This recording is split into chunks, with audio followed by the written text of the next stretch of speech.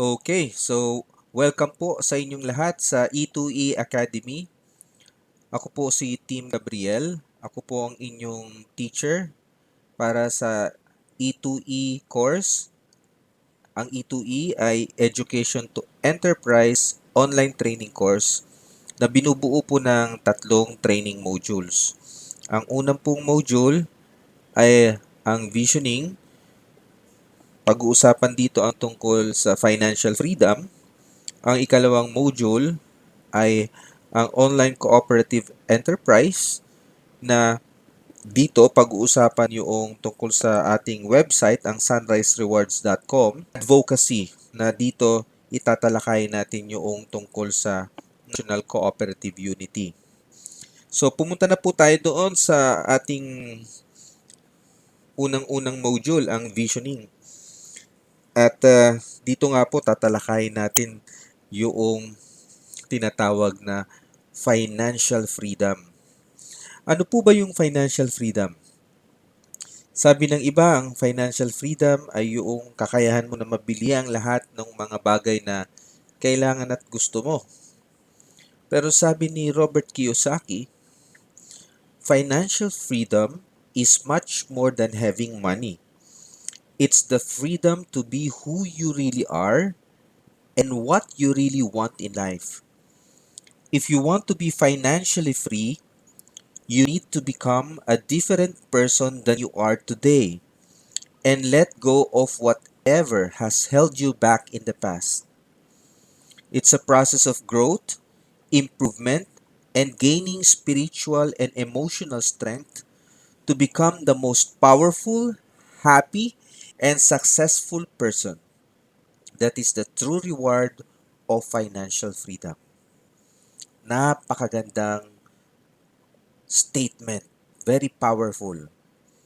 At halos dito nakapaloob lahat noong pag-uusapan natin sa module na ito. Marami kasing tao ang gusto na marating ang financial freedom. Pero nakagawa na ba sila ng tinatawag na clear vision of success? Ano ba yun? Kasi kailangan mayroon kang tinatawag na sukatan. Papaano mo masasabi na successful ka na? Na masasabi mo na okay na ako, successful na ako kasi narating ko na ito. Ito kasi yung vision ko at naabot ko na siya. Papaano mo masasabi yon kung wala ka namang clear vision of success? Paano mo susukatin ang success na gusto mo marating? Kaya sa module na ito, pahintulutan ninyo na samahan ko kayo na magkaroon tayo ng tinatawag na visioning exercise. Ano ba yung visioning? Ang visioning ay kagaya ng paglalakbay. Ang mga mata natin ay naglalakbay sa mga lugar na pinakagusto ng ating mga puso.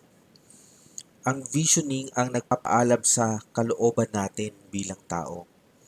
Yung pinaka loob na kagustuhan natin, material man ito o ideal, itong vision natin, ito yung gumigising sa atin araw-araw at nagpapakilos sa atin na gusto natin na gumising sa araw na ito dahil meron tayong vision na kailangan natin simulan at kailangan din nating tapusin. Kaya nga, ito yung nagpapaalab ng kalooban natin na paggising natin sa umaga, gusto nating magpatuloy sa buhay dahil sa ating vision. Napansin ba ninyo na halos lahat ng kumpanya at organisasyon ay may vision and mission statement? Lahat ng mga kumpanya na ito, lahat ng mga empleyado ay kumikilos, lahat sila ay aktibo, lahat sila ay nagsisikap na nakatutok na maabot yung nating buhay, sariling vision statement. Ano ba yung talagang gusto natin sa buhay natin? Ano ba talaga ang gusto nating marating?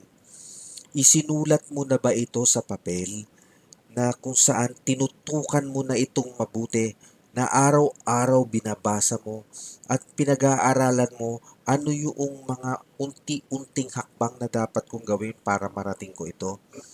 Dahil lahat ng bagay ay nagsisimula sa vision. Walang bagay na nagsimula kung walang vision.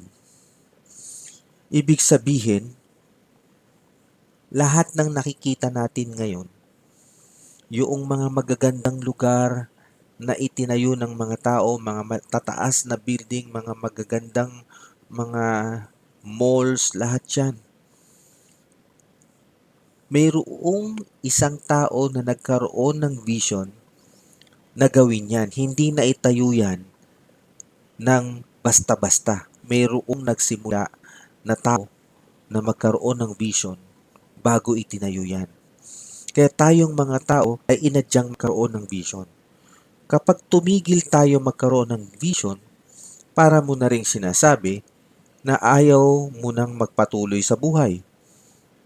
Kaya nga, ngayong araw na ito, habang nakikinig kayo, pahintulutan nyo na samahan ko kayo na buuin yung vision ninyo. Kaya pagka nabuo na ito, pwede mo itong pagandahin pa, pwede mo itong ayusin pa, araw-araw tignan mo, paano mo pa to aayusin, paano mo to gagandahan, para maging malinaw na malinaw sa iyo ang vision mo. Ngayon, pagka nagawa mo na to, huwag mong payagan na nakawin ng sino man ang vision mo. Marahil pagtatawanan ka ng mga tao kung bakit gumagawa ka ng vision, pero darating ang panahon na hindi sila tatawa kapag narating mo na ang vision mo. Balikan natin yung sinabi ni Robert Kiyosaki. Sabi niya, if you want to be financially free, you need to become a different person than you are today. To become a different person than you are today. So ngayong araw na to, mayroon tayong 10 bagay na mahalaga sa buhay natin, na nagpapasaya sa atin, na pinapangarap natin, ngunit hindi pa natin nakukuha dahil wala tayong vision statement.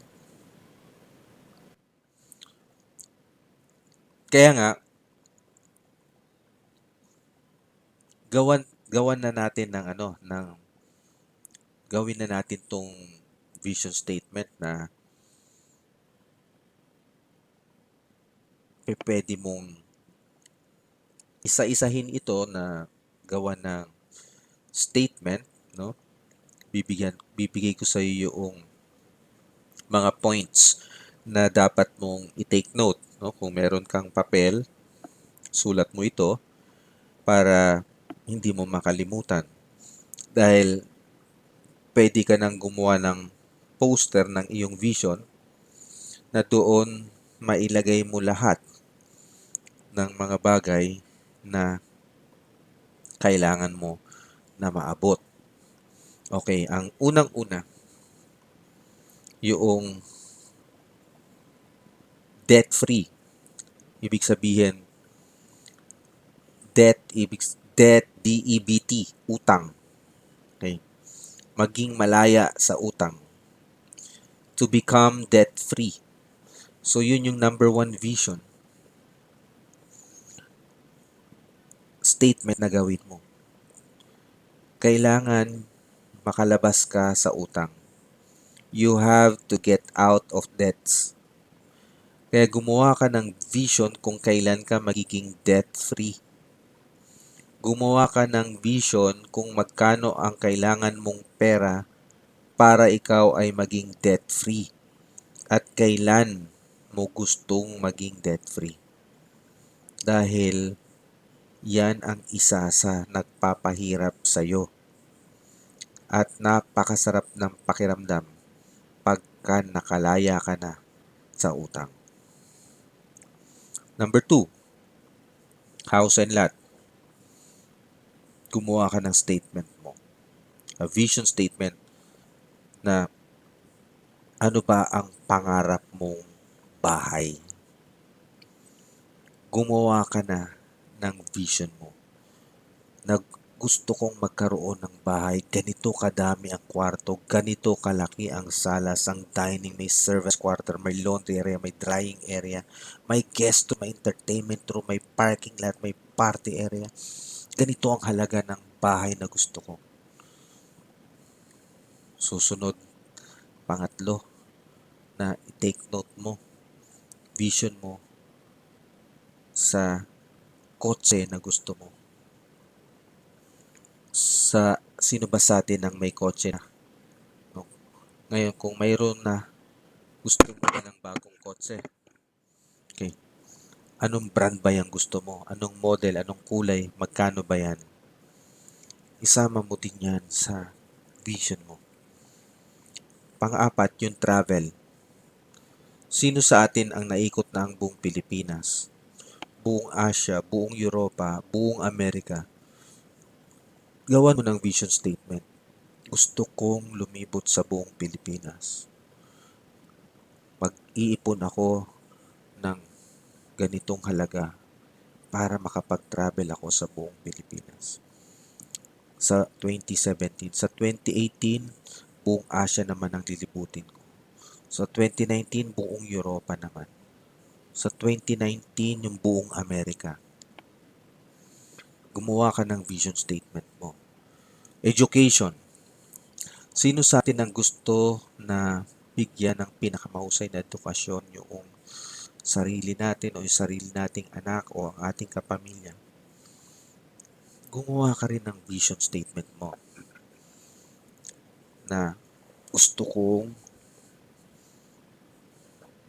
mapag-aral ang aking mga anak sa ganitong paralan at gagastusan ko ito ng ganito kalaking halaga para makapagtapos sila. Gawan mo rin ng vision statement yan. Health ang ika-anim. Okay. Kailangan natin din magkaroon ng vision on our health. Dahil hindi lang basta pakainin natin ang ating pamilya. Kailangan natin sila bigyan ng pinakamasustansyang pagkain. Na kailangan nating bumili ng masusustansyang pagkain at inumin para maging malakas sila at hindi masakitin.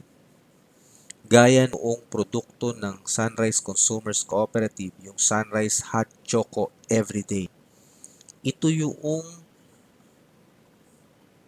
napakabuting inumin na napakasustansya na araw-araw napakasarap inumin at araw-araw ipinapasok mo sa loob ng katawan mo ang sustansya na kailangan mo para hindi ka tablan ng sakit.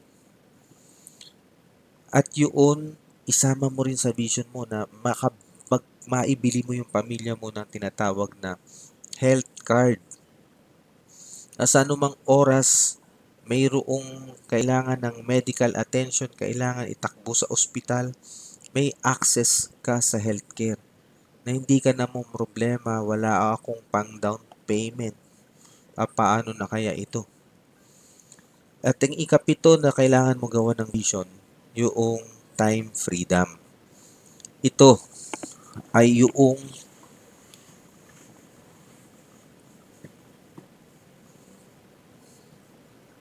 quality time na kailangan mong ibigay sa pamilya mo. Marami na kasi ang nawawala ng panahon sa kanilang mga anak dahil sa trabaho. Yung iba, nag-a-abroad pa. Kailangan pag-aralan mo, ano ba ang negosyo na 4 na oras lang isang araw at kumikita na ako ng malaki at kung saan ito yung tutukan mo na paano ba ako magkaroon ng time freedom na may oras ako anytime mandyan ako para sa pamilya ko. Gawan mo rin ng vision statement yan na gusto ko na 4 na oras lang sa isang araw ang trabaho ko, the rest sa pamilya ko na. Number 8, charity. Sino ang gusto nating tulungan? Ako gusto kong mag-donate sa simbahan. Gusto ko mag-donate ng isang bagong simbahang gusaling simbahan. Iba yung handog, iba yung donasyon. Gusto nating tumulong sa mahirap na tao, sa nangangailangan. Magkano ba ang gusto mo na ilaan sa kanila? Gawan mo rin ang vision statement yun. Number 9, ito, napakalaga nito. Ito yung tinatawag natin na savings and investments. Kasi kung gusto natin kumita ng 100,000 per month, kailangan may 10 milyon tayo na ilalagay natin sa investments na kumikita ng 12% per annum. At yun ang isama mo sa vision mo. Kailangan magkaroon ako ng ganito na amount para sa aking savings and investments. Then, ang huli, life insurance. Kung sakaling may biglaan na mangyari sa'yo, magkano ang gusto mong iwan sa pamilya mo na alam mo na kahit wala ka na, tuloy pa rin ang suporta mo sa kanila. Kung wala namang nangyari sa iyo, pwede mo pa rin naman magamit yun na retirement and pension fund. Okay.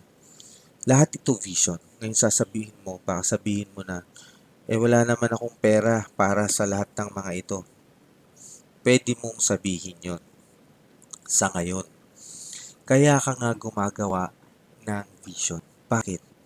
Ito ang pinakadahilan. Bawat tao ay mayroong scalar energy.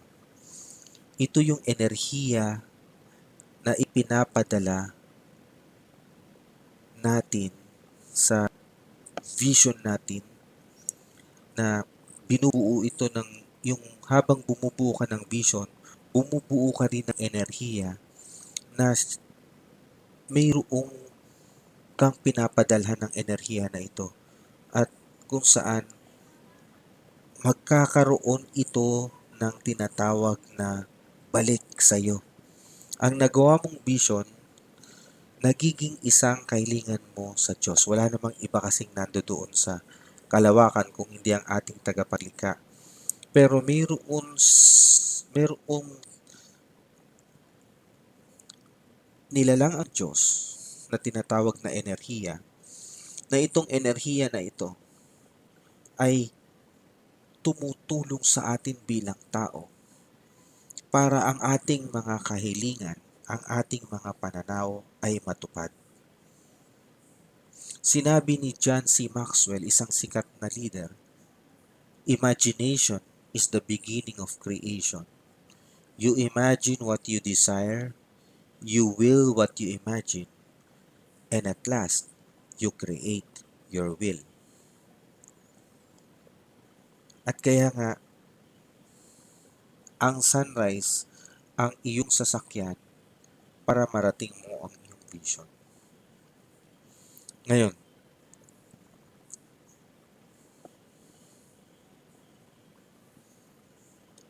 ang sunrise, kailangan natin dahil siya yung sasakyan para marating mo yung vision mo. Kung halimbawa, sa vision statement natin, lahat yun will cost us 18 million pesos. Okay. Isipin natin, papaano ako magkakaroon ng 18 million pesos para fundingan ko itong vision ko na to. Hindi yun ang dapat nating isipin muna agad. Ang kailangan natin ay maipaabot muna sa ating tagapaglalang kung ano yung kailangan natin. At pagkatapos natin maipaalam sa kanya, kailangan mayroong pagdadaanan ng pagpapala niya sa atin. Dahil hindi naman niya pwede ihulog na lang ng direkta ito mula sa langit, yung 18 million.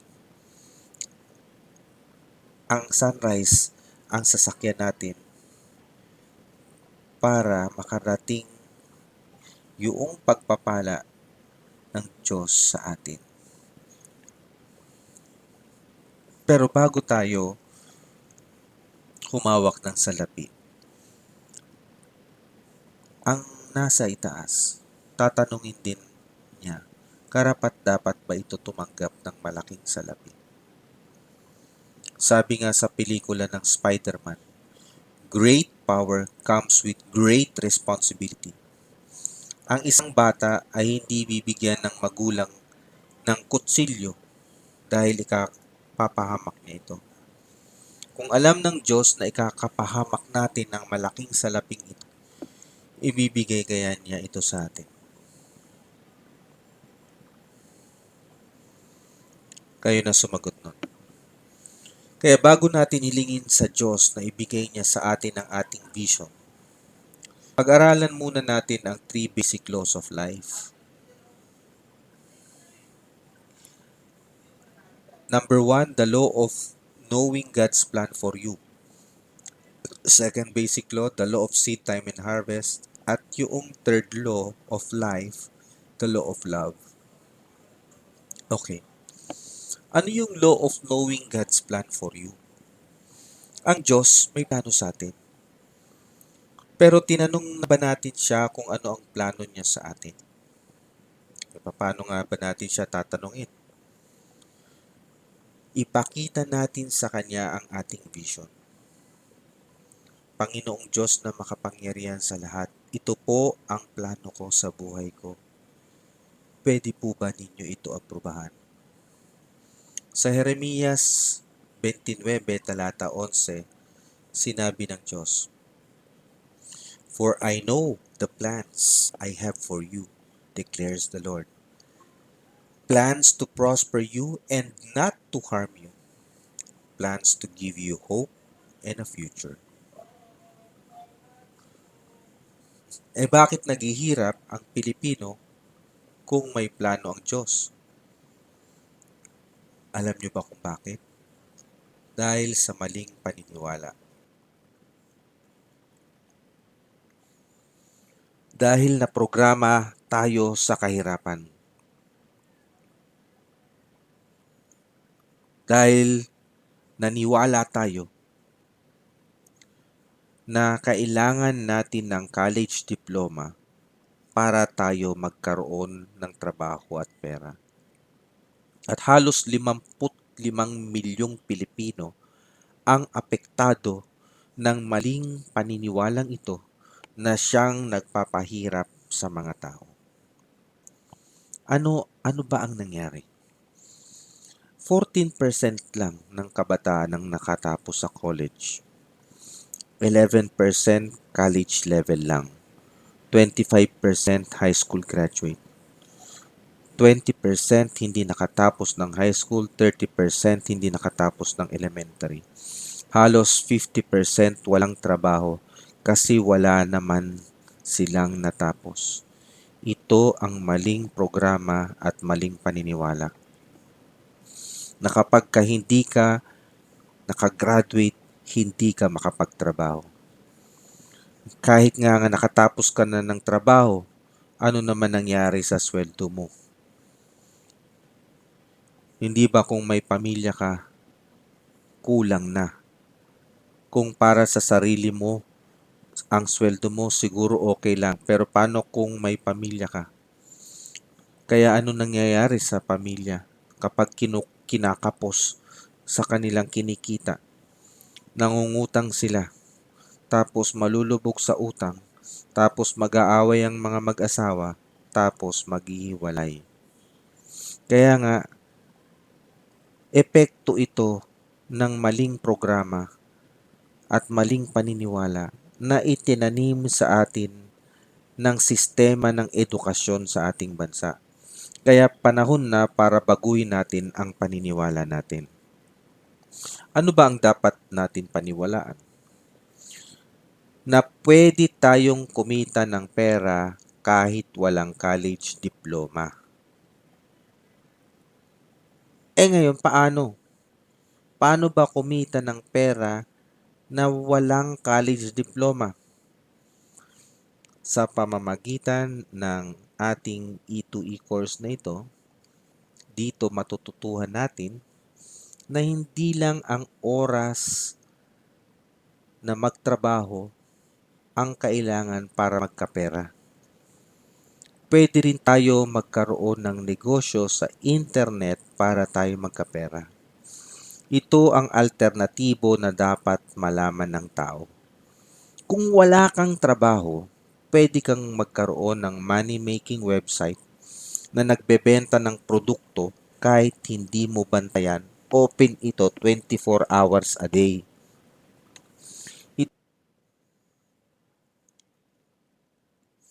Okay. Sa negosyo, marami kasing na nag-eempleyado. Mas gusto nilang mag-empleyado kasi may security na sweldo silang inaasahan. Ngayon, hindi lahat ng tao na-trained na mas maganda ang pagnenegosyo kaysa sa pag-empleyado. Ngayon, yung iba talagang ayaw magnegosyo kasi takot sila kasi hindi nila alam. Pero kung alam nila, hindi sila matatakot. Kaya nga, maraming klase ng negosyo. Pero ang pag-uusapan natin dito na negosyo sa internet. Hindi yung mga brick and mortar na mga businesses. Kasi mahirap yon, malakihang kapital yon. Ngayon, kung sa internet, malaki ang kitaan, mabilis kumita, maliit ang puhunan, hindi pahirapan. Kung mayroon kang money-making website, ang tindahan mo bukas 24/7 kahit hindi mo ito binabantayan. Ang tindahan mo pwede tumanggap ng bayad online at may magdi-deliver ng produkto sa customer mo. Kasi ngayon, ano ba yung negosyo na pwede mong pasukin kung ang kapital mo ay 3,000 lang? Baka tindahan lang yan ng banana Q. Magkano lang ang kikitain? Maliit na puhunan, maliit na kita. Malaking puhunan, malaking kita.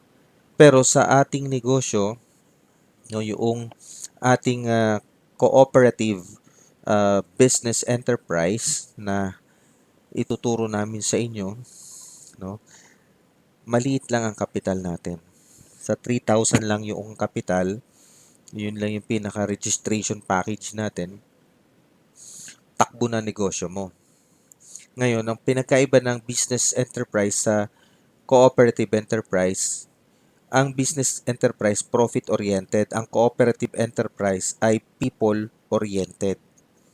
Mas tinitignan kasi ng cooperative yung uh, social value noong negosyo kaysa lang isipin lang yung profitability ng negosyo o hindi yung ano rin ang nagagawa nito sa tao. Kasi kung ikaw lang ang mag-isa sa negosyo, mahihirapan ka.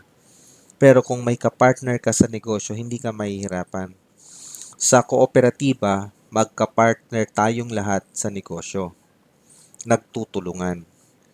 At ito yung isang napakagandang konsepto na dapat matutunan ng mga Pilipino na huwag tayong magkanya-kanya. Dapat tayo magtulong-tulong sa pagnenegosyo sa pamamagitan ng kooperatiba. Kung magnegosyo ka, ano ba ang kailangan mo na asikasuhin kung ikaw lang mag-isa? Kailangan may malaki kang kapital, magbabayad ka ng upa sa pwesto, kuryente, ilaw, sweldo ng empleyado, bayad ka sa permit sa barangay, mayor's permit. Kailangan makipag kasundo ka sa mga suppliers mo. Tapos, kailangan mag-sales ka dyan, magbenta ka ng produkto, delivery mo, accounting system mo, magbabayad ka ng buwis. Napakadami mong gagawin. Ngayon, kung ikaw lang mag-isa magtayo ng negosyo, kaya nga hindi lahat pumapasok sa negosyo dahil ang daming pagkakagastusan. Pero kung cooperative tayo, tulong-tulong tayo, hindi ka mahihirapan. Kaya kung magnenegosyo ka, dalawang bagay ang dapat mong itanong sa sarili mo. Paano ko ito gawing automatic at paano ko ito palalakihin? Ano ang negosyo na pwede mong gawin na automatic at pwedeng palakihin? Isa lang ang sagot dyan, internet business. At anong ultimate product na pwede mong i-business sa internet? Ang sagot dyan isa lang, information business, information product. Ito ang trend ngayon dahil 30 milyon na Pilipino ang may Facebook account. Napansin ba ninyo na ginagamit na ito para mag-advertise ng mga produkto? Nasubukan na ba ninyo na mayroong magandang ads, tapos clinic nyo yung button, tapos sabi doon, learn more o sign up, tapos nung i-click mo, ano nangyari? Di ba napunta ka sa website nila? Tapos anong sabi sa website nila? I-type mo daw sa box ang name at email address mo. At ibibigay daw nila yung libreng information sa email mo. Tapos totoo nga, ibinigay naman nila. Eh, ano nangyari? Binentahan ka ba agad nila? Hindi pa. Kinukuha lang nila ang email address mo kasi bawal ang spamming. Ano ang spamming? Unsolicited mails. Pero kung nag-subscribe ka sa kanila, pwede silang magpadala sa email address mo ng mga bagay na gusto nilang i-alok. Ngayon, bakit nila kinukuha yung email address mo?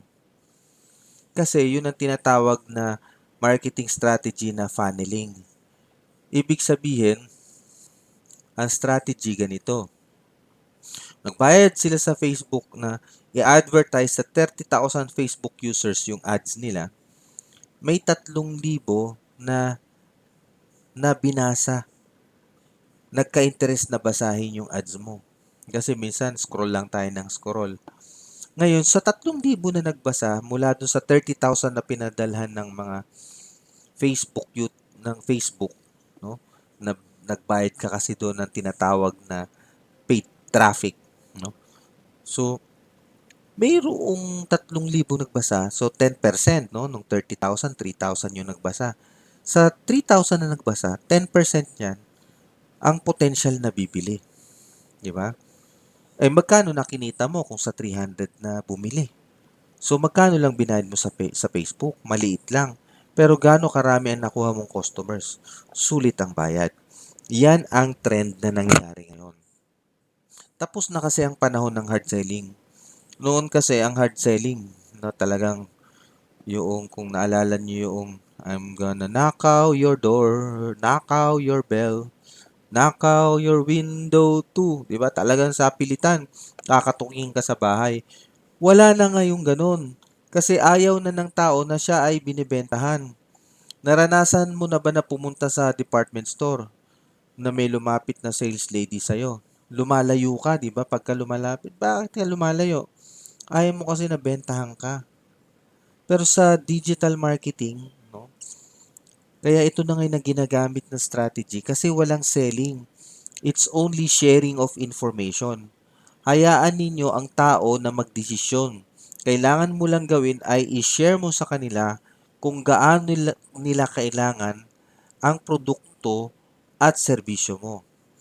Paano mo gagawin yon? Sa pamamagitan nga ng Facebook at ng website mo. Kagaya nga nitong E2E course natin, tungkol ito sa pamamahagi ng information. Information na makakatulong na magkaroon ka ng financial freedom. Ibinigay namin na libre ang E2E course na ito dahil gusto namin ikaw na maging co-op business partner namin. Gusto namin i-share sa iyo ang mahalagang impormasyon para malaman mo kung bakit mo kailangan ang Sunrise Hot Choco everyday. Ito yung produkto ng Sunrise. Mayroon tayong website, yung sunriserewards.com, at doon mapapansin mo may nakalagay sa ibaba sa landing page na I would like to join the free E2E course. Tapos type your first name, last name, email, submit. So, ano yun? No? Bawat Sunrise Co-op business partner, no? Kapag ka ikaw ay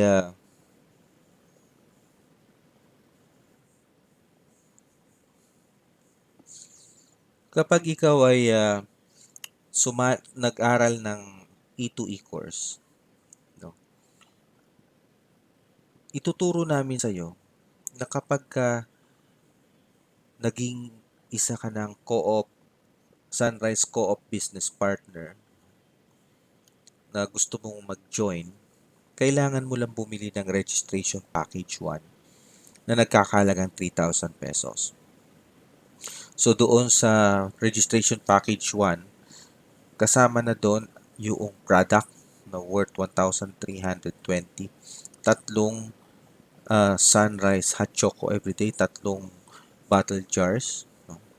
Ngayon, explain ko sa iyo mamaya kung gaano kaganda ng produkto yan. Ito ay didiscuss yun sa sa second module na yon. So, binigyan lang kita ng heads up, no, para malaman mo kung ano yung ah, registration package na yon.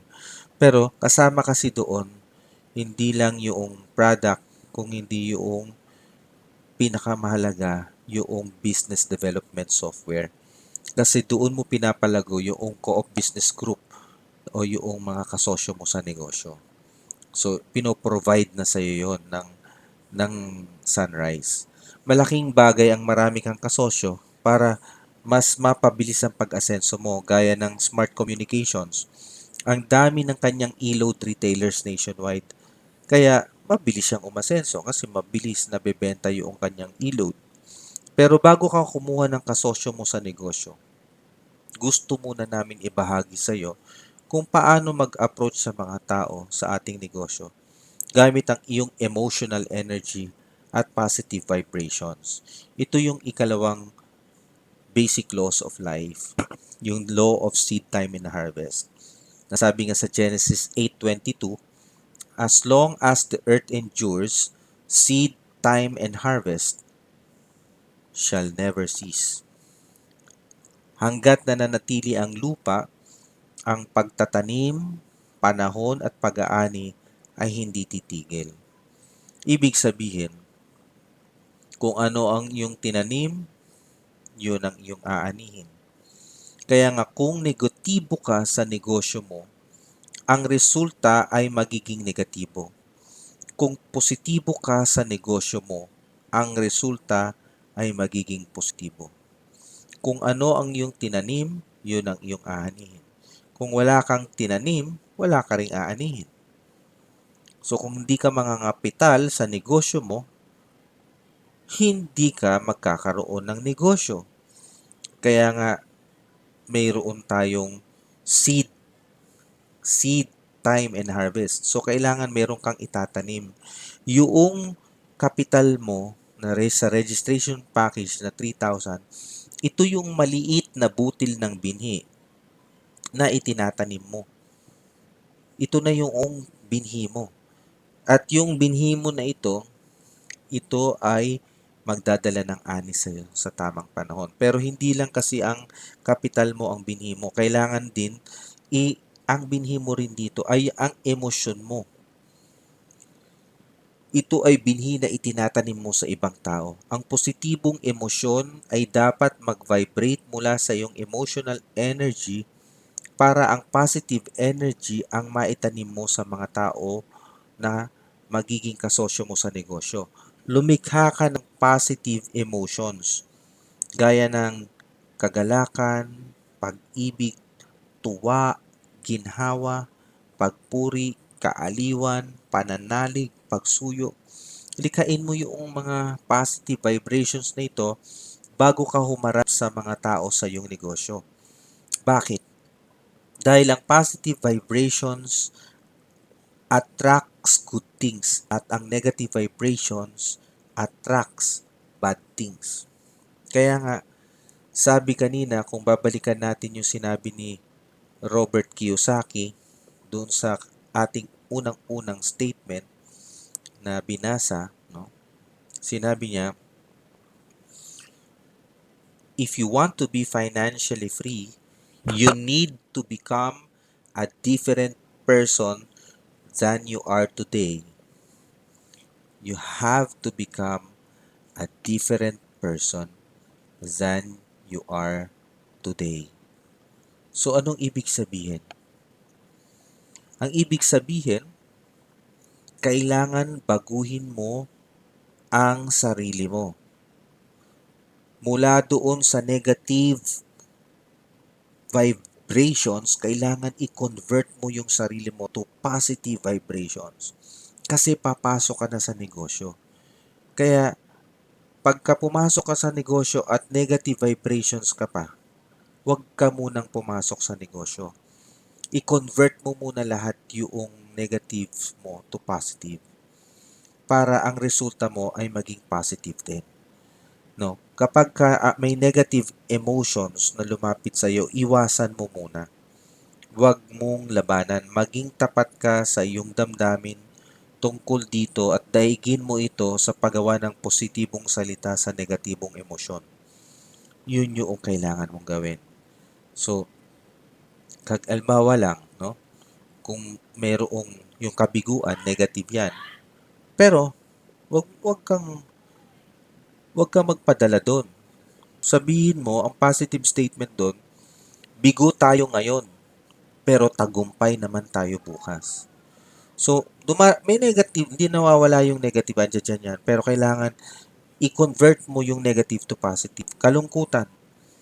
Kung mayroong lungkot, mayroon ding saya. So, kailangan i-convert mo ito. Kakulangan. No? Bawa, talagang parang wala kang pera. O, kung may hirap, may ginhawa. So, yun yung mga positive. Positive yun. Kalituhan. No? Pag nalilito ka, hindi mo alam ang gagawin. No? Ibibigay din ng Diyos ang karunungan kung ano ang dapat kong gawin. Kailangan ko lang manalangin. Pag stress ka, di ba? Ano yung positive doon? Pagod lang ito, magpapahinga muna ako. Di ba? So, pag galit ka sa isang tao, sabihin mo, mamahalin kita maging sino ka man. Kapag ka nasasaktan ka, merong nanakit sa'yo, sabihin mo lang sa sarili mo, lahat ng tao nagkakamali, may panahon pa naman para itama ang lahat. Ang ating isipan ay bagay na makapangyarihan. Dapat natin ito kontrolin. Kung ang kahirapan, no, nagsisimula sa kaisipan, ang kasaganaan din nagsisimula sa kaisipan. Kaya simulan mo na ngayon na isipin na ikaw ay masaganang tao. Ang masaganang tao ay naniniwala na lalapit sa kanila ang kasaganaan. Kanilang inaakit ang kasaganaan na lumapit sa kanila. Kaya pag pumasok ka na sa negosyo, pataasin mo ang iyong positive vibrations. Kumilos ka at manalig ka na ang iyong vision ay magaganap na. Tanggapin mo na ito ay mangyayari.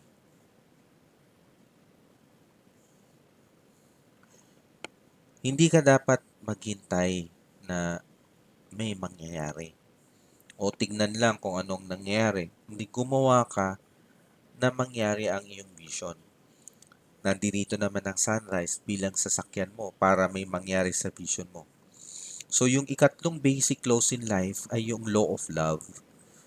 Alam na natin siguro ito sa Mateo 22. Sinabi ron, ibigin mo ang Diyos ng higit sa lahat, ibigin mo ang iyong kapwa na gaya ng iyong sarili.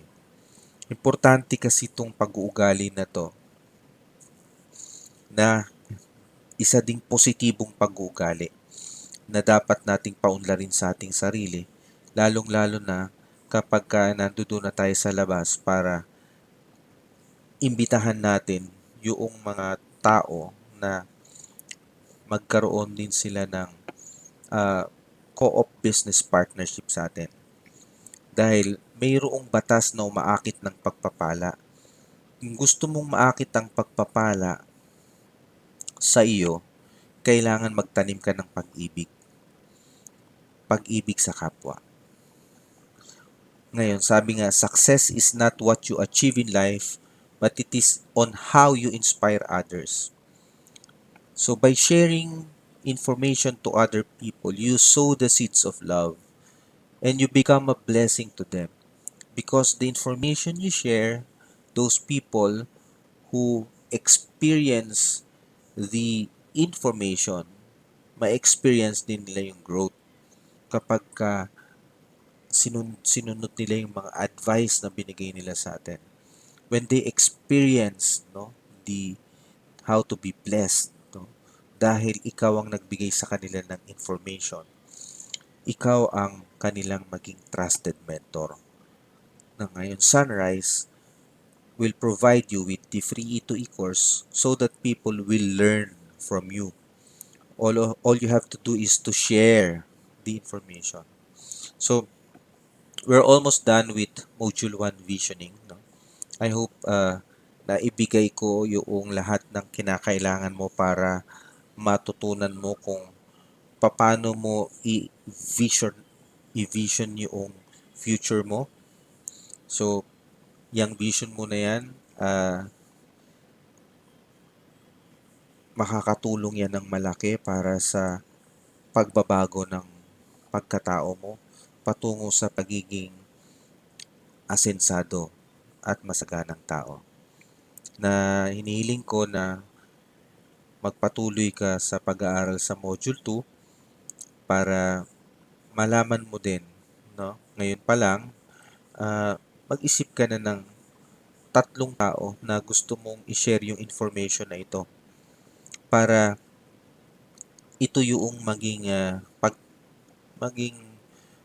lupa na pagtatamnan mo ng binhi ng pag-ibig mo sa kanila para yung positive vibrations mo doon mo na simula na i-vibrate sa kanila. At doon mo makikita itong sinasabi ko kung ano yung magiging epekto din nito sa kanila. At makikita mo na aani ka ng pag-ibig din dahil doon sa itinanim mo sa kanila. At sabi nga, ang pag inibig mo ang iyong kapwa, ang pag-ibig na ito ay aani ng maraming pag-ibig din sa'yo. At yun yung tinatawag na blessing na naway ma-experience mo din ito. Maraming salamat po sa pakikinig. Naway magpatuloy tayo sa pakikinig hanggang doon sa ating Module 2 hanggang sa Module 3. Maraming salamat po.